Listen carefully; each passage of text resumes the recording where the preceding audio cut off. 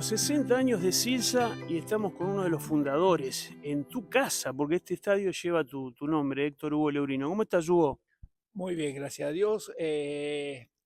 Siempre bien de salud y siempre mirando básquet. Es- Claro, que es lo importante, ¿eh? El básquet te abraza desde qué año. y yo prácticamente acá desde que nació el club estoy acá, pero ya van por los 60 y pico de años. Pero para no decir algo muy agrandado, pero realmente desde que está el club, antes de tener todo esto, realmente estuvimos recorriendo casi todas las canchas de Santa Fe porque no teníamos dónde practicar. Y incluido a Soem, en todas las canchas habido y por haber, Atlético, Gimnasia Esgrima, donde se podía, donde nos alquilaban la cancha, nosotros íbamos a practicar. Con Cookie Vega y Juan Constantini. Prácticamente fueron el triunvirato que fundó Exacto. Silsa, ¿no?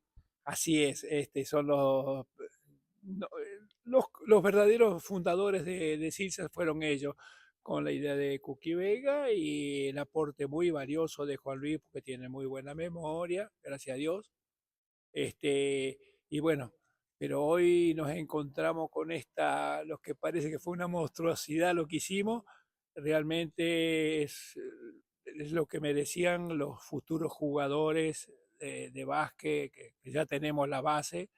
Nosotros ya fuimos, ya estuvimos, ya la disfrutamos de otra manera, pero ahora estamos pensando mucho en el futuro y por eso se construyó este estadio con las comodidades habidas y por haber, porque no hicimos casi nada improvisado, siempre averiguando. Bueno, dijiste, hicimos mucho. ¿Te imaginabas en el camino hacer o construir o ganar todo lo que ganaron con la base de Silsa y vistiendo los colores, ni más ni menos que de la selección argentina? La ilusión siempre la tuvimos y la ilusión de vestir la camiseta argentina también siempre la tuvimos, pero no pensábamos que iba a ser tan rápido. Lo que pasa es que mucho tuvo que ver la evolución, ¿no es cierto?, del básquet, pero el acompañamiento que tuvimos con los jugadores, con el llamado para que vengan a entrenar y bueno, hoy gracias a Dios tenemos un equipito nuevo con chicos que tienen que crecer todavía, pero están muy bien informados y muy bien dirigidos y son chicos que están averiguando continuamente y están hablando con nosotros cómo era el básquet nuestro de antes y hasta incluso hasta mañana estuvimos hablando de eso. Alemania primero. Ahí llegó el primer boceto de lo Sí, que podía hacer Argentina para después dos campeonatos del mundo seguidos. dos campeonatos del mundo seguidos, pero no podemos dejar de mencionar los 2 o 3 años que concurrimos a Inglaterra, porque también queríamos saber bien, asesorarnos bien de cómo funcionaban, cómo era el deporte, que ellos prácticamente lo empezaron ellos, y nosotros le dimos continuidad. Y eso lo reconocieron siempre, los ingleses siempre reconocieron de que al vernos a nosotros, recordaban muchos tiempos de ellos y cuando empezaron y para nosotros era una ilusión de que se pudiera jugar al básquet en silla de ruedas y ellos ya estaban en la actividad. Te pregunto por Mingola Patrone, uno de los entrenadores que más te marcó. Mingola fue anterior a todo eso, tuvimos varios técnicos, pero Mingola fue el que realmente puso la piedra fundamental para que Silsa llegara a donde llegara con la tecnología también incluida y que nos ayudó muchísimo. Se han traído muchos partidos de Inglaterra, de Alemania, bueno, eso nos valió para saber dónde estábamos parados nosotros. Argentina tenía talento, capacidad en sus jugadores, pero a lo largo de todos los años tenía que contrarrestar con esto, con la silla, con la tecnología de otros países. Ahí está lo importante, que una cosa es el funcionamiento viendo, porque ya no había las sillas que tenemos ahora, prácticamente eran sillas de calles, y hasta que se pudo construir nuestras propias sillas con las comodidades de cada atleta. Y bueno, ahora llegamos con esto y ahora se sigue con la construcción y incluso ya nos han pedido de muchos lugares las sillas de ruedas de Silsa. Uruguay fue la primera nación, el primer equipo que le gustó la idea y fueron los primeros compradores de sillas de ruedas para jugar al básquet. Conociste muchos lugares del mundo. ¿Hubo alguna ciudad, algo en particular que te atrapó, que te quedó en la memoria? Ay, mira, con la memoria que tengo yo te puedo asegurar que todo me gustó. Todo, sí, sí, sí, porque la verdad, donde fuimos, y marcamos un rumbo, viste, que gracias a Dios tiene continuidad hoy en día y muchos países aprendieron de la forma, la técnica y la calidad de los jugadores y la implementaron ellos también. Y hoy están en los primeros planos del mundo en básquet sobre silla de ruedas. Una vez que ganaron varios campeonatos, los campeonatos del mundo, creo en la década del 70, los recibió Juan Domingo Perón. Leía muchas anécdotas que vivieron Bueno, con el presidente exacto. para aquel momento del país. Exactamente. Yo incluso siempre lo digo y lo menciono que tuve la oportunidad de darle la mano a Juan Domingo Pronto cuando nos recibió a todos los atletas que habíamos tenido alguna actividad olímpica y estábamos incluidos nosotros. Por eso digo, fue realmente algo emocionante que nos recibieran ese día con todas las cuplas de él, los que componían todo el equipo de Perón, pero realmente darle la mano a un líder como fue, para nosotros fue una cosa extraordinaria. Hiciste también, o tuviste la posibilidad de jugar Seúl 88 y Barcelona 92, ya con este formato de la nueva era de los Juegos Paralímpicos, ¿no? Exactamente, eso ayudó muchísimo para que empezamos a hacer las primeras bases con 2 o 3 campeonatos que se fue a Inglaterra y ahí terminamos de corroborar que nosotros podíamos hacerlo también. Nunca, más allá de que eras un líder adentro de la cancha, ¿nunca te picó el bichito por entrenar, por ser entrenador? A veces me lo han ofrecido, pero realmente no lo siento porque creo que cada uno tiene que ocupar su propio lugar. Y yo siempre dije de que mientras esté en actividad no puedo agarrar algo para entrenar. Y después que pasó el tiempo de esto, me dije, no, están los que están ahora, están trabajando muy bien, entonces, ¿para qué interponer o pensar en cosas que ya se hizo en el pasado?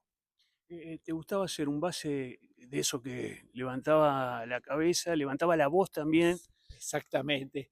Yo era un poco el jetón del equipo, pero bueno, en el buen sentido de la palabra, fue bueno porque alentarlos dentro de la cancha no es lo mismo que alentarlos de afuera. Entonces había un referente, yo tuve la suerte de ser incorporado en ese tema y bueno, gracias a Dios se ha conformado un buen equipo que ahora Silsa tiene su nuevo equipo de chicos, pero hay que esperar, hay que tener paciencia, porque a nosotros nos costó 4 o 5 años adaptarnos a las nuevas reglas del funcionamiento, del básquet en silla de ruedas, y aprendimos mucho del interior, que sí, que del interior de los países que ya lo practicaban hacía años, años, años. Hablame un poco de Cookie Vega, ¿era un visionario para la época cuando lo conociste? Creo que sí, que era un demasiado porque tenía ese ímpetu de querer tener las cosas antes de que sucedan. Y yo fui un poco el referente de él, decirle, Cookie, ¿por qué no avanzamos despacito y vamos a hacer las cosas como corresponde? Gracias a Dios siempre me escuchó Cookie y se hizo las cosas tal cual, pero el que puso en funcionamiento la máquina, esta verdadera máquina, fue él. Y Juan Luis era un poco el más pensante también. Claro, no, pero Juan Luis fue el alma mater, el tipo pensante, prácticamente era un coordinador, un entrenador dentro de la cancha. Y ya había tenido él la primera experiencia con las selecciones argentinas cuando habían viajado afuera y lo llevaron a él como promoción, como promoción.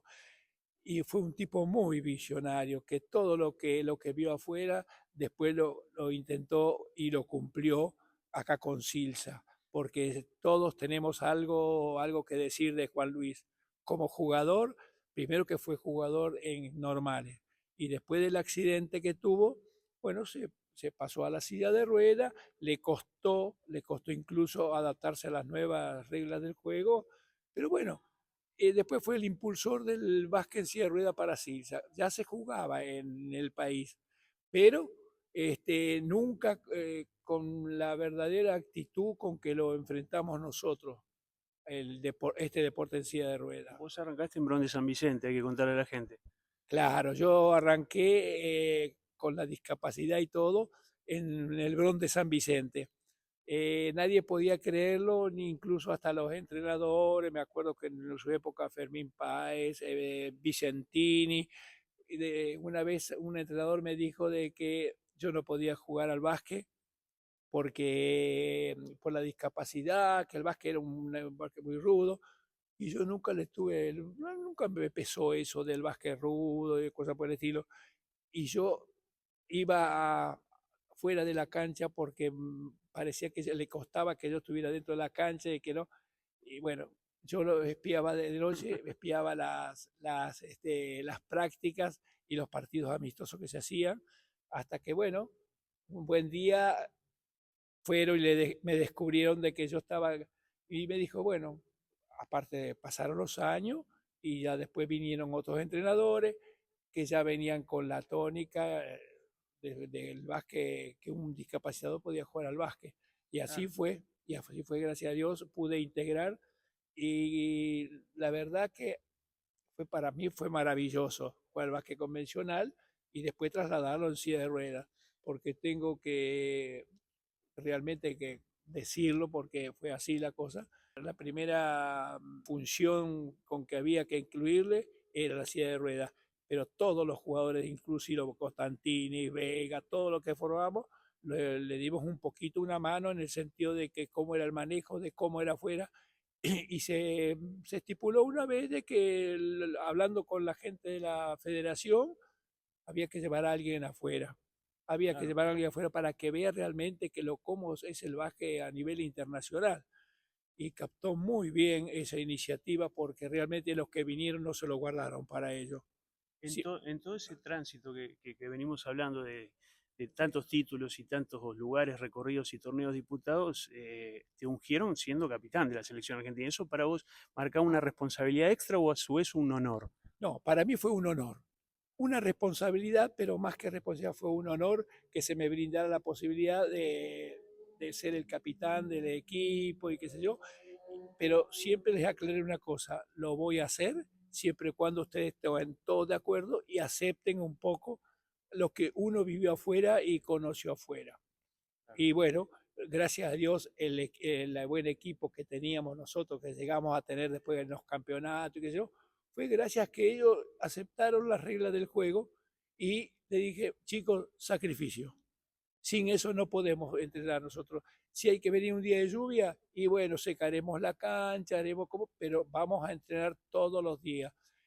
Y cumplieron a rajatabla esa función o esas cosas que yo les dije a ellos, porque llegó un momento que llegamos a ser el mejor, estábamos entre Claro. los mejores países del mundo. Hay una anécdota precisamente en uno de esos partidos, creo que fue con Estados Unidos, que Mingola te insulta, creo, porque vos tirás la pelota para atrás, pues se Sí, terminaba el partido para que no la pueda agarrar nadie. exactamente fue así, porque fueron cosas que se fueron aprendiendo, que también hay que trasladarla a la cancha. Y bueno, así fue tal cual como lo contaron, fue que tiré la pelota hacia atrás. Realmente era imposible que llegara porque estaba la cancha dividida y se jugaba en un lado y en el otro. Se defendía en una cancha y se atacaba en la Claro. otra. Se podía atacar en cualquier cancha, pero no se podía definir bien si no estabas en el aro contrario. Y así fue realmente. Y bueno, después de ahí empezó la gran revolución, cuando se empezó a mandar, que había que mandar a Inglaterra, porque fueron los primeros que empezaron con el deporte de discapacitados, Claro, en Stock Mandeville, ¿no? en Stock Mandeville. Y bueno, se llevó, digo, le dije a la gente de la asociación, lleven a alguien, una o dos personas, no importa que, pero que sean profesores y que vayan a aprender y que después lo transmitan a todo el país. Claro. Porque no es una cuestión de que lo saquemos nosotros, seamos y perduremos en el tiempo, no, pero realmente fueron así, fueron aprendiendo y realmente los mismos técnicos le pedían conferencias para que les explicara realmente cómo se jugaba el básquet silla de rueda y qué jugadores podían, Claro. cualquier jugador puede jugar, no importa sí, pero está el tema de la discapacidad, pero bueno, para eso está el grupo de médicos, que también se mandó un médico afuera para que se aprenda a ver realmente cómo era el reglamento de los discapacitados para poder adaptarlo a nosotros. Y si nosotros nos preguntábamos cosas, no podríamos haber llegado a donde llegamos. Y los médicos, la verdad que se portaron muy, pero muy bien, sobre todo el doctor Ascuénaga, porque fue un referente nuestro. Y bueno, ellos no lo enseñaron solamente en Silsa, lo han enseñado para todo el país. Nosotros fuimos los que Claro. aprendimos el coso y después nos llevaban a hacer exhibiciones y sobre todo que haya los discapacitados que vayan aprendiendo. Y realmente se fueron formando los clubes, se dieron cuenta de que lo que nosotros hacíamos estaba bien y que correspondía que nos escucharan un poco también. Aquella década del 70, 80, con esos logros deportivos, ¿vivías como discapacitado por ahí la exclusión? Hoy se habla mucho de inclusión, de que se ha Es, avanzado, pero ¿cómo transitabas esos años? y mira, costó un poquitito hacerle entender a la gente de que el discapacitado puede jugar al básquet. Por eso, como referencia, siempre estuvo Silsa de por medio, enseñándoles que ellos incluso hemos viajado exclusivamente a lugares, a Santiago del Estero, no importaba la provincia, Tucumán, donde sea necesario, porque sabíamos que teníamos la cantidad de gente con posibilidad de formar equipos. Claro. Y bueno, y así se llegó a un momento de que tuvimos una cantidad impresionante de equipos. Pero ¿qué pasa? Siempre las cosas pasan por la parte económica, porque una silla de rueda adaptada Claro. para la cosa, bueno, también tuvimos una charla entre Constantini, Vega y otros más. Y esto no, digo, no puede ser que nosotros tengamos que depender de pedir que nos compraran. ¿Qué les parece si fomentamos un poquito la fabricación de las sillas de ruedas nosotros? Entonces, bueno, nos juntó, realmente hubo gente muy interesada en esto, que dijimos, las sillas de ruedas que se usan para la calle no son para jugar al básquet. Entonces les hicimos ver de que tenía que ser de un material súper liviano y fuimos a hablar con fabricantes para hacerle ver de que para ustedes es un gran negocio y para nosotros es una necesidad. Así que entonces de ahí se impuso la silla de rueda dura aluminio con mezcla de titanio, que fueron las últimas que salieron ahora, con mezcla de titanio. Y yo dice, pero aquí, si quieren, le traemos el listado de gente que tienen los clubes en el interior y la cantidad de clubes que hay y discapacitados exclusivamente. Y además, las propias sillas de ruedas que nosotros usamos para jugar, la pueden utilizar para cualquier discapacidad que tengan de las personas. Bueno, y así se fueron formando las cosas, y las primeras sillas de ruedas se fabricaron en Santa Fe. Seguro. Habla un poco de tu familia. ¿Cómo la conoces a tu señora? A mi señora la conocí acá en Santa Fe y jugando al básquet, en básquet en silla de ruedas, que fue a ver un partido y qué sé yo. Y bueno, y ahí empezamos un poco la transacción. La familia de ella, un poquito, siempre lo conecto como una anécdota y todo, no, les parecía que no podía ser de que un discapacitado que tenga familia, siempre pensaba en el futuro, lo que podía donde sea que sea. Y bueno, empezamos a recorrer las provincias y empezamos a transmitir lo que era el deporte y se entraron a entusiasmar todas las sociedades que tenían acumulados discapacitados. Y bueno, Y sumaron cada vez más gente. y se fueron arrimando a la gente y se fueron demostrando y demostrarle a la gente que el ser discapacitado, por más que tenga las piernas que no pueda caminar, está para hacer deporte también. Y así llegó a este momento que tenemos que a nivel internacional, se llegó a una categoría que realmente impensada para esos momentos.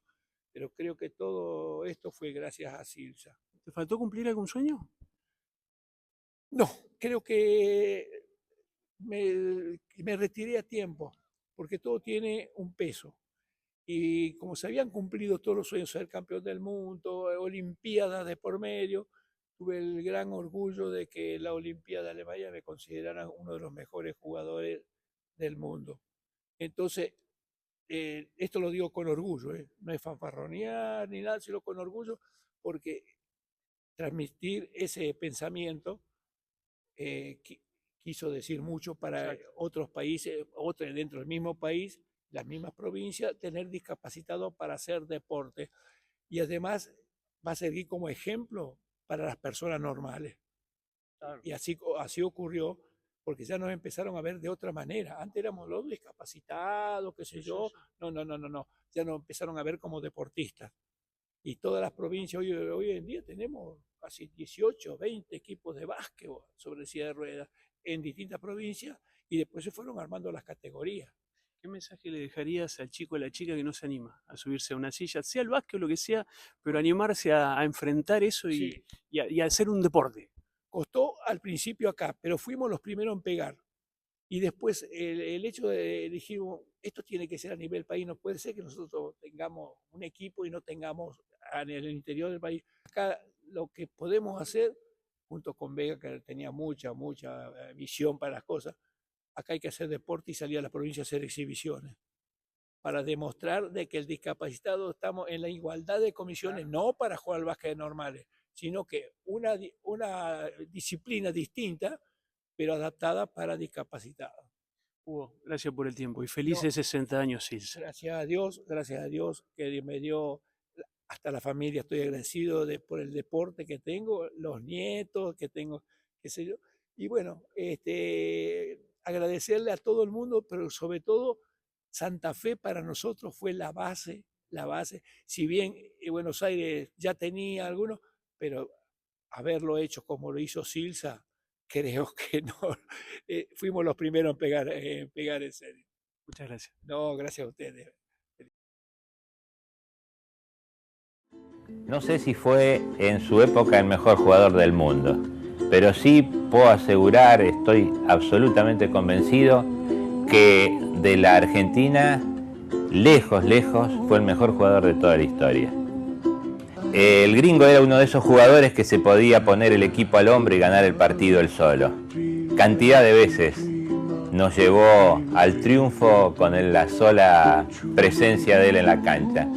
Él era de esos bases que antes de cruzar la mitad de la cancha ya sabía qué iba a hacer con la pelota, y todo el equipo se movía al compás de lo que él había dispuesto al arrancar la jugada. Hay un hecho que lo pinta de cuerpo entero. Cuando jugamos los Juegos Paralímpicos en Alemania, los jueces que tenían que decidir quién era el jugador más valioso, el mejor jugador del torneo, estaban entre el israelí Agai, el americano Branun o Leurino. Y terminaron decidiéndose por Leurino por una acción de juego que, vuelvo a repetir, lo pintó de cuerpo entero, ya que en plena acción de gol paró la jugada porque un adversario se había caído. Ese gesto de caballerosidad, ese gesto de compañerismo hizo que los jueces se decidieran y le otorgaran el trofeo de mejor jugador al gringo Leurino. Siempre me agarra y cuando me saca me dice, tranquilo, el básquet es alegría, no te tenés que enojar. Es alegría, reíte, sonreíle a todo. El básquet es más fácil si se juega con alegría. Fui a los primeros 70 años porque me tengo fe. Mi mujer siempre dice, yo no voy a llegar. Y bueno, si no tenés fe, hijo, ¿qué le hace? Yo creo que la vida tiene sus cosas, sus avatares, sus momentos duros, pero yo valoro lo que me dio el de arriba. Yo todas las mañanas, cuando piso la vereda y digo, gracias porque me dejaste pisar la vereda. Estoy agradecido de lo que me dio la vida, que me dio el deporte, todo, la salud, todas esas cosas que yo valoro a rajatabla. Y entonces hoy encontrarme con esto me parece mentira que pasaron del 21 de julio de 1973, rememorar este recuerdo acá, con lo que está y lo que no. Y ¿qué puedo pedir de la vida? Un kini, no. Que Dios me siga dando al de arriba lo que me dio hasta ahora. Felicidad, la familia, gracias a Dios que tengo, mi señora, que fue la que me bancó todo, que realmente es el mérito de ella, de los 41 años de casado y luego 40 más, ¿viste? Es el mérito de ella. Sí, porque yo fui... 40 años de casado, no poco, 41. Sí, porque hace falta en la vida una compañera que te aguante, que se instale con vos, que soporte las cosas, que los viajes, que esto. No tuve cosas raras, les quiero aclarar. Me bancó en la parte deportiva lo que yo sacrifiqué. Y fue mucho lo que sacrifiqué. Di todo por el deporte, que para mí es lo más lindo que hay, el mejor deporte del mundo, que es el básquet. siempre lo dije. Sí, este acá, este no. El básquet es el deporte más lindo que hay en el mundo por los cambiantes, por todo eso. Y valoro mucho eso. Así que estoy agradecido a la vida, estoy agradecido al de Bárbara de arriba, a la Madre Teresa Calcuta, a Francisco, a todo. Gracias a Dios por darme esto que me dio. Gracias.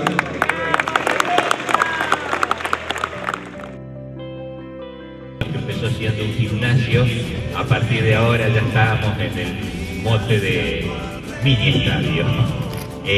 Lo que sí vamos a conservar, por supuesto, es el nombre de quien elegimos como insignia del deporte de Silsa, que es el Gringo Leuriño, nuestro gran compañero.